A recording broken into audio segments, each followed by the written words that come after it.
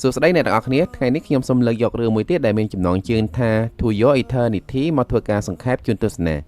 ផ្ដើមផ្សាយរឿងដំបូងគេបង្ហាញឲ្យឃើញថាមានដៃមនុស្សម្នាក់បានទម្លាក់គុជមួយគ្រាប់ចុះទៅលើដីហើយនៅពេលដែលវាធ្លាក់ប៉ះត្រូវថ្មវាក៏ប្រែរូបរាងទៅជាថ្មបន្ទាប់មកកន្លងទៅជាច្រើនរដូវនៅរដូវល្ងាមេឃធ្លាក់ព្រិលមានចចកពណ៌សដែលត្រូវរបួសមួយក្បាលបានដើរទៅដេកស្លាប់នៅលើថ្មនោះបន្ទាប់មកស្រាប់តែថ្មនោះប្រែរូបរាងទៅជាចចកដែលត្រូវរបួសនោះដូចបេះបិទសូម្បីតែកន្លែងត្រូវរបួសក៏ដូចគ្នាដែរប៉ុន្តែក្រោយមកឃើញថាវាអាចព្យាបាលរបួសរបស់ខ្លួនឯងបានក្រៅពីកូពីខ្លួនដូចបេះបិទវាក៏មានការចងចាំខ្លះៗដែរថាផ្ទះរបស់វានៅណាដល់ទៅពេលអញ្ចឹងវាក៏ធ្វើដំណើរត្រឡប់ទៅរកផ្ទះរបស់វាវិញពេលទៅដល់មានក្មេងប្រុសសក់ពណ៌សម្នាក់បានមកទទួលរាក់ទាក់ស្វាគមន៍វាដោយក្តីនឹករលឹកគាត់ហៅឈ្មោះវាថាជូអានហើយគាត់និយាយថាវាបាត់ពីផ្ទះ2ខែហើយសម្រាប់ឆ្កែជូអានដោយសារតែដើមកំណើតរបស់វាគឺជាគុជអ្វីៗនៅជុំវិញខ្លួនរបស់វាទាំងអស់សុទ្ធតែជារឿងប្លែកទាំងអស់សម្រាប់វាសូម្បីតែភ្លើងក៏វាទុំឃើញជាលើកទី1ដែរអញ្ចឹងវាអត់ដឹងថាក្តៅយ៉ាងម៉េចនោះទេហើយនៅពេលដែលម្ចាស់របស់វាយកចំណីមកឲ្យវាញ៉ាំវាក៏អត់ដឹងថាញ៉ាំមិនដែរនៅក្នុងភូមិតូចមួយហ្នឹងក្មេងសក់សដែលជាម្ចាស់របស់ជូអាននៅតែម្នាក់ឯងគត់បងប្អូនហើយនិងអ្នកភូមិផ្សេងទៀតបាននាំគ្នាចេញទៅស្វែងរកកន្លែងថ្មីនៅតាំងពី5ឆ្នាំមុនមកម្លេះកាលពី5ឆ្នាំមុនគេទុកឲ្យគាត់នៅមើលថែចាស់ៗនៅក្នុងភូមិដោយប្រាប់គាត់ថាក្រោយពេលរកកន្លែងថ្មីនៅបានហើយគេនឹងត្រឡប់មកទទួលគាត់វិញនៅពេលនេះចាស់ៗនៅក្នុងភូមិបានស្លាប់អស់ហើយនៅសល់តែគាត់ម្នាក់គត់បន្តមកមានថ្ងៃមួយក្មេងសក់សបានសម្រេចចិត្តនាំជូអានធ្វើដំណើរទៅទិសខាងត្បូងដើម្បីស្វែងរកអ្នកភូមិរបស់គាត់នៅតាមផ្លូវគាត់បានឃើញសញ្ញាដែលអ្នកភូមិរបស់គាត់បន្សល់ទុកឲ្យធ្វើឲ្យគាត់មានការសប្បាយចិត្តយ៉ាងខ្លាំងដោយសារតែគាត់មានសង្ឃឹមថាគាត់នឹងរកឃើញអ្នកភូមិរបស់គាត់ក្នុងពេលឆាប់ៗជាមិនខានបន្តមកសំណាងមិនល្អសោះគាត់បានជួបគ្រោះថ្នាក់ជន់ចំផ្ទាំងទឹកកកដែលស្ដាងធ្វើឲ្យគាត់ធ្លាក់ចូលទឹកក្រោយពីបានឡើងពីទឹកមកវិញគាត់ពិនិត្យឃើញថាជើងឆ្វេងរបស់គាត់មានរបួសដោយសារតែមុតជាមួយនឹងទឹកកកប៉ុន្តែមើលទៅរបួសហ្នឹងមិនសូវជាធ្ងន់ធ្ងរប៉ុន្មានទេគាត់គ្រាន់តែយកកណាត់មកផ្ទាំងទៅរុំខាត់ឈាមទៅបានហើយនៅថ្ងៃបន្តគាត់បាននាំជូអានដើរទៅមុខបន្តទៀតហើយបានដើរត្រកន្លែងមួយដែលមើលទៅធ្លាប់មានមនុស្សរស់នៅទីនោះក៏មានថ្មប្រាប់ទិសផងដែរប៉ុន្តែសិតតែខ្វែងទាំងអស់គ្រប់ទិសបានន័យថាអ្នកភូមិរបស់គាត់ធ្លាប់មកស្នាក់នៅកន្លែងហ្នឹងពេលនេះពួកគេបានស្លាប់អស់ហើយ Of course not. បន្តមកដោយសារតែអត់មានជំរឿក្មេងសក់សបាននាំជូអានត្រឡប់ទៅផ្ទះរបស់គាត់វិញនៅពេលនោះគាត់មានអាការៈគ្រុនក្តៅយ៉ាងខ្លាំងដោយសារតែរបួសជើងរបស់គាត់មានមេរោគដោយសារតែដឹងថាមិនអាចរស់បានក្មេងសក់សក៏ប្រាប់ជូអានពីក្តីសម័យរបស់គាត់ថាគាត់ចង់ឃើញពិភពលោកខាងក្រៅហើយនឹងចង់ស្គាល់មនុស្សច្រើនទៀតហើយមុនពេលស្លាប់គាត់បានសុំជូអានរឿងមួយគឺកុំភ្លេចរូបគាត់ឲ្យសោះ Please remember me forever.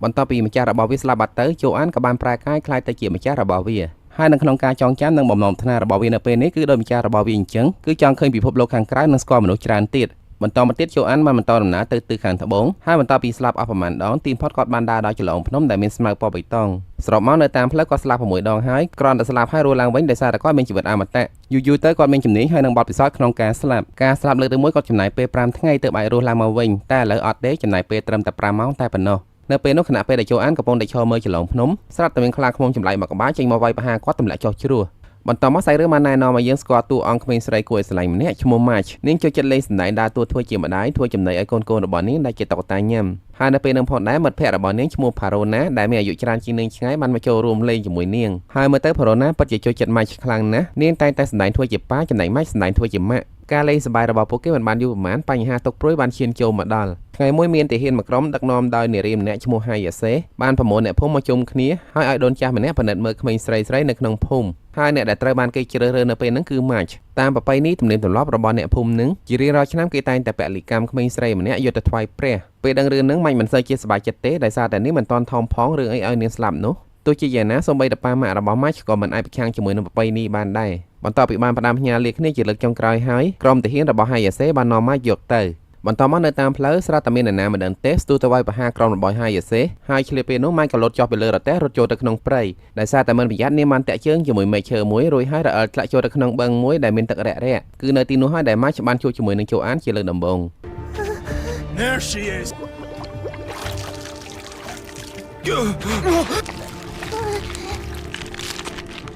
What is that? I don't know. ដោយសារតែជូអានត្រូវបានខ្លាឃ្មុំខាំមុននឹងរូបរាងដំបូងរបស់គាត់មើលទៅដូចហ្សំប៊ីអញ្ចឹងប៉ុន្តែបន្ទាប់ពីគាត់ព្យាបាលខ្លួនឯងបានមកវិញហើយមានអីសង្ហាឡើងវិញនៅពេលហ្នឹងជូអានបានខ្វល់ពី March នោះទេក៏បន្តដំណើរទៅមុខទៀតហើយ March ក៏ដើរតាមគាត់នៅតាមផ្លូវ March និយាយជាមួយនឹងជូអានច្រើនណាស់សួរគាត់ពីនេះពីនោះប៉ុន្តែមកដល់ពេលនេះជូអានមិនទាន់ចេះនិយាយនៅឡើយទេបន្តមកទៀតជូអានបានឈប់នៅក្រោមដើមឈើមួយដែលមានផ្លែយ៉ាងច្រើនពេលឃើញជើង March ដឹងថាជូអានឃ្លានក៏ឡើងដើមឈើនោះបែរផ្លែឈើឲ្យគាត់ញ៉ាំការញ៉ាំរបស់ជូអាននៅមានលក្ខណៈជាឆ្កែចចកនៅឡើយ ទោះបីជាម៉ៃខំបរៀនគាត់ឲ្យប្រើដៃកាន់ក៏គាត់អត់ទាន់ចេះដែរចេះតែអាក្បាច់ចំតិតចំតងស៊ីនៅលើដីនឹងនៅពេលហ្នឹងគាត់អត់បានទុកឲ្យម៉ាច់ញ៉ាំខ្លះទេតាមញ៉ាំទាំងអស់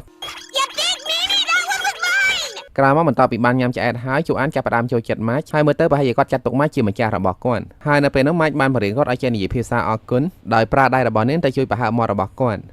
Thank you for the food.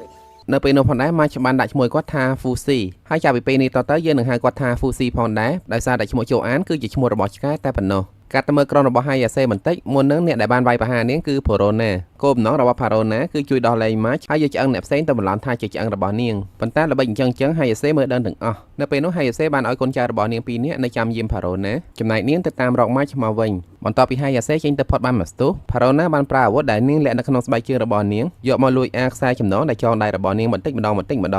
តែនាងអានតនដាច់ផងស្រាប់តែខ្លាឃ្មុំកំណាចបានទៅដល់ទីនោះហើយខាងសម្រាប់អ្នកយាមទាំងពីរនាក់ចោលទាំងអស់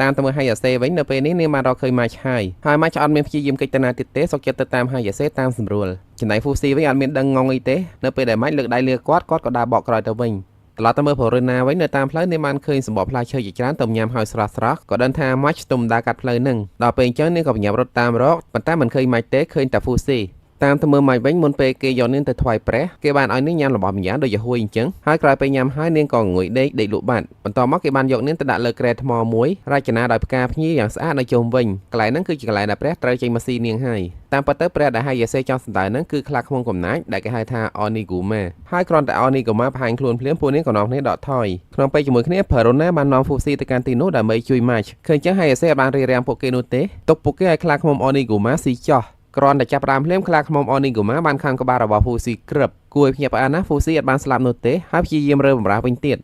Look at him. He's still trying to fight back. នៅពេលនោះ Fusi បានប្រែកាយខ្លាចទៅជាឆ្កែចោកដើម្បីចូលទៅយុទ្ធជាមួយនឹងខ្លាឃ្មុំមួយក្បាលនោះការប្រយុទ្ធនៅពេលនោះបើគិតពីកម្លាំងឆ្កែចោកខ្លាំងជាងខ្លាឃ្មុំទេប៉ុន្តែប៉ះចំឆ្កែចោកមួយនេះមានជីវិតអមតៈទោះជាខ្លាឃ្មុំទះវាធ្លាយពវៀនក៏វានៅតែរស់ដែរហើយបន្ទាប់ពីការប្រយុទ្ធយ៉ាងសុទ្ធស្វែងនៅទីបំផុត Fusi អាចផ្ដួលខ្លាឃ្មុំដ៏ធំមួយនឹងបានឃើញចឹង Hayase មានការចាប់អារម្មណ៍ជាមួយនឹង Fusi យ៉ាងខ្លាំងហើយបញ្ជាឲ្យកងកម្លាំងរបស់នាងនាំខ្លួនពួកគេទាំងអស់រួមទាំងខ្លាឃ្មុំផងដែរទៅកាន់ទឹកដីរបស់នាងដែលគេហៅថា Yanome មុនពេលពួកគេចេញដំណើរម៉ាច់ចាំបានបោះផ្លែឈើមួយផ្លែទៅឲ្យ Fusi ញ៉ាំហើយក្រោយពេលបានញ៉ាំហើយ Fusi ក្នុងរូបរាងជាឆ្កែចោកបាននិយាយអរគុណ Match Thank you for the food. ស្អែកឡើងក្រុមរបស់ Hayase បានរៀបចំចេញដំណើរការធ្វើដំណើរទៅកាន់ទឹកដី Yanome ត្រូវចំណាយរយៈពេល20ថ្ងៃនៅតាមផ្លូវ Match លេងជាមួយនឹង Fusi សប្បាយចិត្តណាស់លើកណាក៏ដោយឲ្យតែឲ្យចំណីគាត់ញ៉ាំគឺគាត់និយាយពាក្យថាអរគុណហើយ Thank you for the food. នៅពេលនោះអ្នករួមដំណើរជាមួយពួកគេក៏មានអមចាស់ម្នាក់ឈ្មោះ Pioran ដែលដើរតួធ្វើជាអាចារ្យទៅជ្រើសរើសយក Match ថ្វាយព្រះនៅភូមិនីណារបស់ពួកគេកាលពីថ្ងៃមុនតាមពិតទៅអមចាស់នឹងក៏ជាអ្នកទោសរបស់ Hayase ដែរ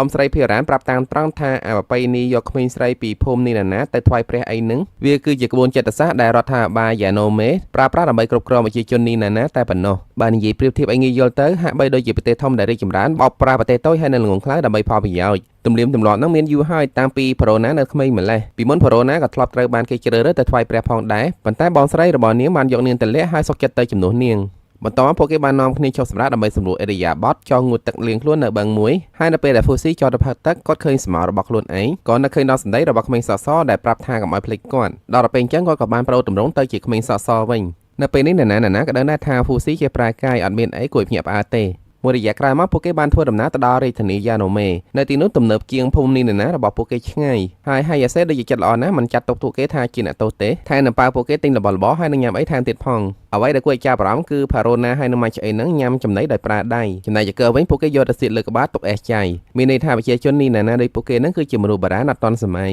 អញ្ចឹងហើយទៅពួកគេងាយស្រួលឲ្យ Hayase បោកប្រាស់ខ្លាំងណាស់នៅពេលហ្នឹងញ៉ាំសោកស្រាលដល់ពួកគេមានអារម្មណ៍ថាងុយដេកហើយក៏ស្លាប់អស់អាលីងបន្តមក Hayase បានយក Fusi ទៅដាក់ក្នុងបន្ទប់ឃុំឃាំងដាច់ដライមួយដើម្បីធ្វើតេស្តនៅពេលនោះនាងបានប្រាប់ឲ្យអ្នកទោសផ្សេងទៀតទៅសម្លាប់ Fusi ដោយសន្យាថាបើសម្លាប់បានអ្នកទោសនឹងនឹងមានសេរីភាពវិញ អ្វីដែលគួរចាប់អារម្មណ៍គឺនៅពេលដែលលំពេងប៉ះសាច់របស់គាត់ Fusi អាចបង្កើតលំពេងមួយចេញពីដៃរបស់គាត់ចាក់បកត្រឡប់ទៅវិញបានបន្ទាប់មកគាត់បានប្រើកាយទៅជាឆ្កែចកដើម្បីព្យាយាមរត់គេចប៉ុន្តែត្រូវបាន Hayase ហើយនឹងកងកម្លាំងរបស់នាងចាប់គាត់បានវិញរួចហើយបញ្ជូនគាត់ទៅនៅបន្ទប់ឃុំឃាំងជាមួយ March ពេលដែល Fusi ដឹងខ្លួនវិញមិនដឹងថាគាត់គិតអីទេបានកាយដៃចេញពីបន្ទប់របស់គាត់ចូលទៅបន្ទប់មួយទៀតដែលបន្ទប់នោះគឺជាកន្លែងដែលគេដាក់ខ្លាឃ្មុំ Oniguma នៅពេលនោះ March បានបណ្ឌិតឃើញថាអាប្លានៅលើខ្លួនរបស់ខ្លាឃ្មុំនឹងតាមពិតគឺជាក្បាលព្រួយនិងក្បាលលំពេងតែប៉ុណ្ណោះមានន័យថាវាគ្រាន់តែជាសត្វខ្លាឃ្មុំធម្មតាតែប៉ុណ្ណោះមិនមែនជាព្រះអីទេហើយការដែលវាកាយដាក់មនុស្សគឺដោយសារតែមនុស្សធ្វើបាបវានៅពេលនឹងផងដែរ Hayase បានទៅដល់ហើយដោយសារតែឃើញម៉េចហ៊ាននៅក្បែរខ្លាឃ្មុំ Oniguma អញ្ចឹងនាងក៏ប្រើឲ្យម៉េចជួយព្យាបាលរបួសឲ្យខ្លាឃ្មុំ Oniguma តែម្ដងគោលបំណងរបស់ Hayase គឺចង់ប្រើខ្លាឃ្មុំនឹងទៅបន្លាយអ្នកភូមិទុនខ្សោយបន្តទៀតចំណែកនាងសម្ដែងធ្វើជាអ្នកទៅជួយសង្គ្រោះអ្នកភូម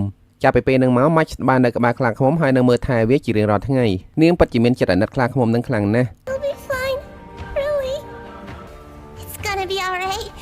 មានថ្ងៃមួយ Fusi ដែលដើរនៅក្បែរនោះបានសម្លឹងមើលទៅមុខខ្លាឃ្មុំហាក់បីដូចជាគាត់អាចទំនាក់ទំនងជាមួយនឹងវាបានហើយបន្តមកគាត់បាននិយាយជំនួសខ្លាឃ្មុំទៅកាន់ម៉ាច់ថាអរគុណណាស់រួចហើយខ្លាឃ្មុំក៏ដាច់ខ្យល់ស្លាប់បាត់ទៅ Thank you so much. កាត់ទៅមើល Verona វិញប្រហែលថ្ងៃហ្នឹងនាងនៅស្ងៀមទេនាងកំពុងតែរៀបចំផែនការរត់ចេញពីគុកហើយនៅទីបំផុតនាងចាប់ផ្ដើមអនុវត្តផែនការរបស់នាងតាមពិតទៅបើសិនជានាងចង់រត់តែឯងគឺងាយណាស់ប៉ុន្តែនាងមិនអាចចោលម៉ាច់បានទេត្រូវតែទៅជួយរំដោះម៉ាច់ឲ្យទៅជាមួយនាងផងដែរនៅពេលនោះសំណាងមិនល្អសោះខ្សែរបស់នាងបានដាច់ធ្វើឲ្យនាងធ្លាក់ចុះទៅខាងក្រោមហើយបានជួបជាមួយនឹងទាហានម្នាក់នោះប្រាប់ថាបើសិនជាព្រមបកគលខ្លួនប្រាណនៃគាត់នឹងមិនប្រាប់អ្នកណាគេទេប៉ុន្តែប៉ាចំ Verona ក្បាច់គុណខ្លាំងដែរទាហានម្នាក់នោះត្រូវតែធ្វើតាមបញ្ជារបស់នាងវិញបន្តមក Verona បានបដូរសម្លៀកបំពាក់បន្លំធ្វើជាទាហានម្នាក់នោះទៅជួយរំដោះម៉ាច់ហើយនឹង Fusi ឲ្យចេញពីគុកហើយនៅពេលហ្នឹងនាងក៏បានជួយរំដោះអ៊ំស្រី Fioran ទៅជាមួយផងដែរ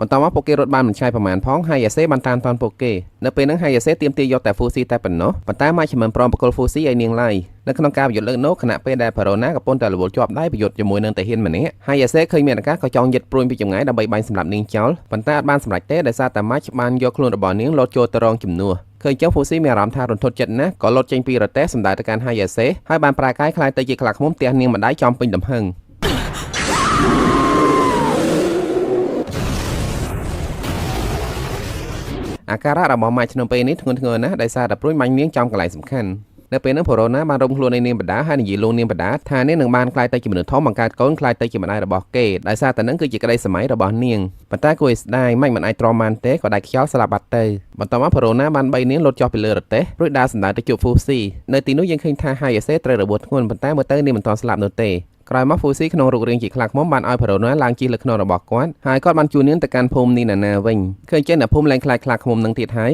យដោយសារតែឃើញខ្លាឃ្មុំនឹងចិត្តល្អហើយចេះប្រើកាយខ្លាយទៅជាមនុស្សវិញបានបន្តមកទៀតមានអ្នកភូមិម្នាក់បានប្រាប់ថាមានក្រុមទាហានយ៉ាណូមេច្រើនណាស់កំពុងតែធ្វើដំណើរសម្ដៅមកកាន់ភូមិនឹងហើយលឿនចឹង Verona ដឹងភ្លាមថាពួកគេមកតាមចាប់ Fusi ដល់ពេលអញ្ចឹងនាងក៏ប្រាប់ឲ្យ Fusi ប្រញាប់រត់កុំឲ្យគេចាប់បានឯសោះចាប់តាមពីពេលនោះមក Fusi បានធ្វើដំណើរត្រាច់ចរតែម្នាក់ឯងក្នុងទម្រង់ជាសត្វចចកដោយសារតែសត្វចចករត់បានលឿនហើយមានចំហបកាហេតុក្លិនយូរម្ដងគាត់ក៏បានប្រែរូបរាងជាក្មេងសក់សផងដែរប៉ុន្តែមិនសូវជាញឹកញាប់ទេដោយសារតែគ្មានហេតុផលអីដែលគាត់ត្រូវប្រើទម្រង់មួយនឹងហើយរាល់ពេលដែលគាត់ឃ្លានគាត់តែងតែប្រើកាយខ្លាយទៅជាម៉ាច់ដោយសារតែម៉ាច់បកែឡើងដើមឈើបែបផ្លែឈើញ៉ាំបានមានយប់មួយចៃដន្យគាត់បានដើរទៅជួបជាមួយនឹងអ៊ំស្រី Fioran ប៉ុន្តែគាត់អត់មានការងារអីជាមួយនឹងអ៊ំស្រីនឹងទេគ្រាន់តែចង់ឃើញកន្លែងចុងក្រោយដែលម៉ាច់ស្លាប់ក្រោយពីបានឃើញហើយគាត់ក៏បានប្រែកាយខ្លាយទៅជាក្មេងសក់សវិញរួចដើរចេញពីទីនោះដោយមិននិយាយរកអ៊ំស្រី Fioran មួយម៉ាត់ចំណែកអ៊ំស្រី Fioran វិញមិនចង់នៅម្នាក់ឯងទេក៏វិចស្ពេរត់តាម Fusi នៅយប់នោះពួកគាត់បានដើរតាមយប់រហូតទល់ភ្លឺហើយនៅតាមផ្លូវអ៊ំស្រី Fioran ឆ្ងល់ណាស់ថា Fusi កំពុងតែគិតអីគាត់ពិតជាចង់ឲ្យ Fusi និយាយជាមួយគាត់ណាប៉ុន្តែ Fusi អត់ទាន់ចេះនិយាយអីច្រើនទេបន្តមកអ៊ំស្រី Fioran មានអារម្មណ៍ថាឃ្លានខ្លាំងណាស់ដោយសារតែខានញ៉ាំអីពី3ថ្ងៃហើយដល់ថ្នាក់មើលឃើញផ្លូវជើងរបស់ Fusi ស្មើតែផ្លូវមាន់ថែមទៀតផ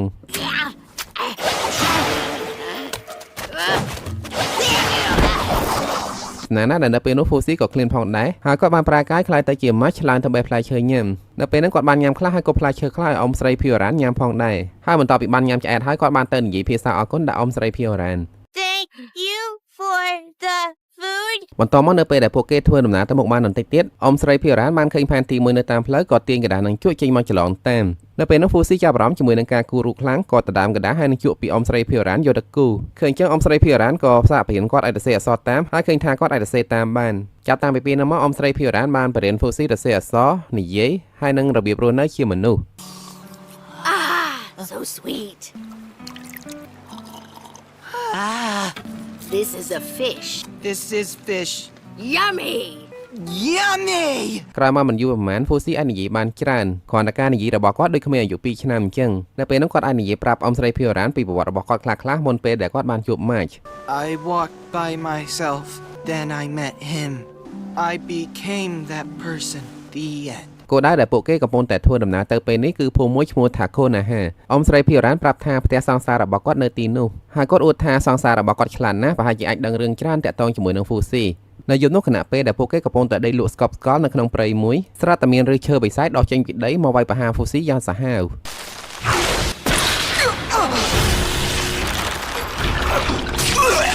នៅពេលនោះហាក់បីដូចជាឫសឈើនោះលួចស្រូបយកថាមពលអីម្យ៉ាងពី Fusi ទៅក្រោយពីបានស្រូបរួចហើយ Fusi បានប្រែរូបរាងទៅជាឆ្កែចចកចំណែកឫសឈើនោះបានបដូររូបរាងទៅជា Fusi បន្តមកទៀតស្រាប់តែពេលវេលាបានប្រែទៅជាស្កប់ហើយមានមនុស្សម្នាក់ស្លៀកពាក់ខ្មៅបានផុសចេញពីដីមកប្រាប់ Fusi ថាបិសាចឫសឈើនឹងគឺជាស្រូវរបស់ Fusi ហើយវាបានមកលួចរូបរាងជាមនុស្សរបស់ Fusi យកទៅហើយដើម្បីឲ្យដណ្ដើមយករូបរាងជាមនុស្សមកវិញ Fusi ត្រូវតែចាត់ការវាឲ្យបានបន្តមកទៀតជនអាថ៌កំបាំងនោះបានដាក់ឲ្យពេលវេលាដំណើរការឡើងវិញដើម្បីឲ្យ Fusi ទៅប្រយុទ្ធជាមួយនឹងបិសាចឫសឈើនោះគាត់ប្រាប់ Fusi ថាបិសាចឫសឈើនោះមានបេះដូងមួយនៅក្នុងខ្លួនតោះតែប្រាច់បេះដូងនឹងចេញពីខ្លួនវាបានទើបឈ្នះនៅពេលនោះបិសាចឫសឈើនោះបានចាក់ទម្លុះខ្លួនរបស់ Fusi ជាច្រើនកន្លែងហើយក៏បានលួចរូបរាងជាឆ្កែចចករបស់ Fusi យកទៅមួយទៀតចំណែក Fusi វិញនៅពេលនេះគាត់បានប្រែកាយខ្លាយទៅជាខ្លាឃ្មុំវិញម្ដងក្រោយមកមិនយូរប៉ុន្មានបិសាចឫសឈើក្នុងរូបរាងជាឆ្កែចកបានលោតទៅខាំតោ Fusi ហើយចាក់ស្រូបយករូបរាងខ្លាឃ្មុំរបស់ Fusi ទៅមួយទៀតប៉ុន្តែលើកនេះមុនពេលវាយកទៅបាន Fusi បានចាប់ហែកខ្លួនរបស់វាមើលឃើញបេះដូងដែលនៅខាងក្នុងចុងក្រោយ Fusi នៅសល់តែរូបរាងមួយទៀតតែប៉ុណ្ណោះគឺ Marge ចំណែកបិសាចឫសឈើបានប្រែកាយខ្លាយទៅជាខ្លាឃ្មុំវិញហើយស្នាល្អដែល Fusi ក្នុងរូបរាងជា Marge ប្រកែឡើងដើមឈើហើយនឹងកិច្ចចុងក្រោយគាត់អាចលោតចូលទៅក្នុងខ្លួនរបស់ខ្លាឃ្មុំពីក្រោយ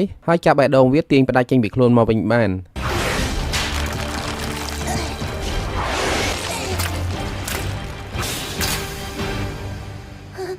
បន្ទាប់ពីដណ្ដើមបេះដូងបានវិញហើយរូបរាងកាយរបស់ Fusi ទាំងប្រមាណបានវិលត្រឡប់មកចូលរាងកាយរបស់គាត់វិញបន្តមក Fusi បានសួរបរិសុទ្ធខ្មៅនឹងថាគាត់ជាអ្នកណាហើយបរិសុទ្ធខ្មៅនោះបានប្រាប់ Fusi ថាគាត់ជាអ្នកបង្កើត Fusi មកគាត់ហើយនឹង Fusi មានគោលដៅរួមមួយគឺការពារផែនដីនឹងចំណែកឯបិសាចដែលគេបញ្ជូនមកមុននឹងគឺដើម្បីមករារាំងពួកគាត់នៅពេលនោះដោយសារតែដឹងថា Fusi អត់តន់យល់បរិសុទ្ធខ្មៅក៏ត្រឡប់ទៅវិញសិនដោយសន្យាថានឹងជួប Fusi ម្ដងទៀតនៅពេលក្រោយ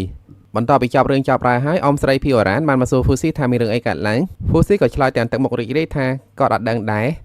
I don't know. That was weird. សម្រាប់រឿងនេះផងណាខ្ញុំសូមស្លេះត្រឹមប៉ុណ្ណេះសិនសូមអរគុណអ្នកទាំងអស់គ្នាដែលបានតាមដានទស្សនារឿងនេះជាមួយខ្ញុំបើសិនជាអ្នកទាំងអស់គ្នាយល់ថារឿងនេះល្អមើលសូមកុំភ្លេចជួយចុច like ហើយនិង comment ពាក្យថាល្អមើលម្នាក់មួយផងហើយបើសិនជាមិនទាន់បាន subscribe Channel មនុស្សចរណៃទេសូមជួយចុច subscribe មួយសូមអរគុណនិងសូមជូនពរអ្នកទាំងអស់គ្នានៅក្នុងគ្រួសារឲ្យមានសុខភាពល្អសំណាងល្អនៅអនាគតបវររុងរឿង